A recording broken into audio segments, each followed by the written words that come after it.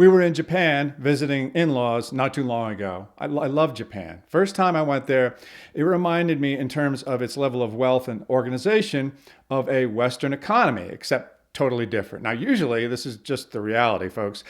Usually, when you see a society that is totally different from the West, it's much, much worse.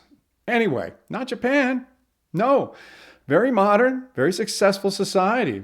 But there is a fundamental flaw in the way that the Japanese look at life that is ill-suited to success in today's modern world.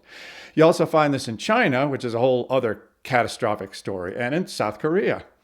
Also, a successful free society, but similar problem to Japan. In all three of these countries, people at their core are risk averse and want to be taken care of.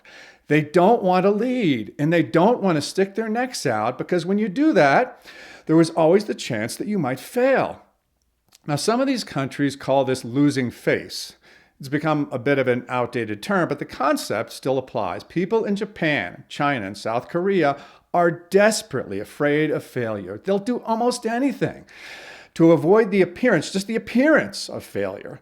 And that is an important distinction because if you fail in these countries, the first thing you have to think about is how to convince people that you didn't actually fail. Never mind fixing the problem, never mind learning a lesson, hiding your failure is the preeminent concern. And needless to say, this makes it very difficult to learn from mistakes. Like I said, people in these countries want to be taken care of. What this means is that once you get a job, you rarely leave it. It's almost like being in the teachers union. No matter how many dumb mistakes you make, no matter how little work you do, there are very high cultural barriers to firing people. Why? Because that would result in a loss of face, not only by the worker, but by the people who hired that person. What you get then is a very stagnant workplace. And what happens when you can't reward based on merit? Well, you get a lot less merit. Like I said, most people in Japan, China, and South Korea, they want to be taken care of. The salarymen of Japan, as well as other workers there, are very good at grinding out meticulous, technically correct, detail-oriented products and services of all kinds. But originality, creativity, and innovation are rare. Japan, in short, as well as China and South Korea, are nations of followers, not nations of leaders. Obviously, you do have leaders in these countries, and they tend to have an outsized impact on the futures of these societies. In Japan, their former Prime Minister, Shinzo Abe, very clearly saw the challenges posed by traditional Japanese attitudes to Japan's long-term success in the modern world. A number of initiatives were undertaken to try to encourage and reward risk-taking and creativity.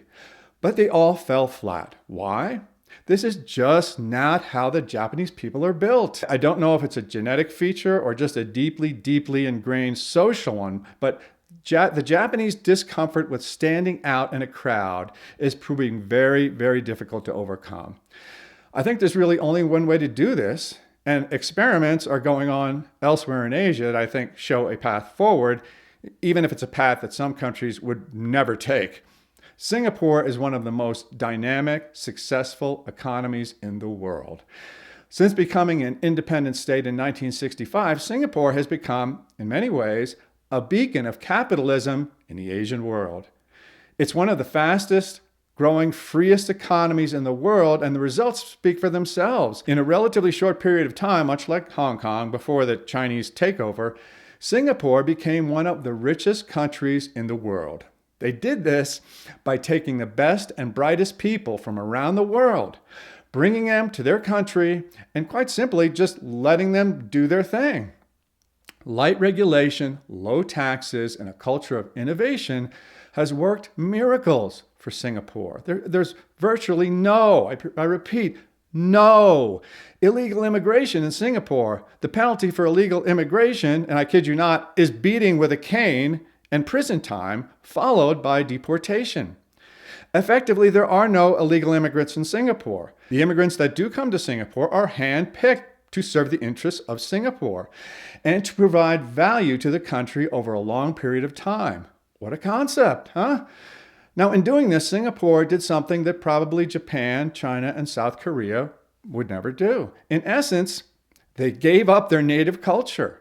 Most of Singapore's citizens are actually native Chinese, but they are the people from China who realized that China was not the place for them and relocated to a place where they could be free and successful.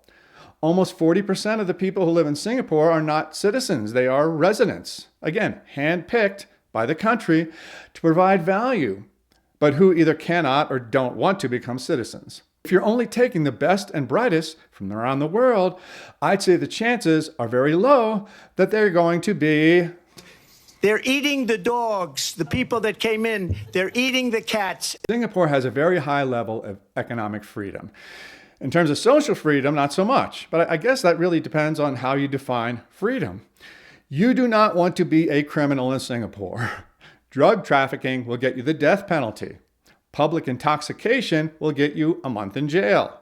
Vandalism will get you a caning. Just to name a few examples. Extreme? Maybe, by our standards, but the hand slap that people get for even major crimes in the United States is laughably inadequate. Bottom line, if you're an Asian country with a population that does not have what it takes to succeed in today's world, bring somebody in who can succeed. Now your culture might suffer, it might even disappear, but you will survive. But here's the thing.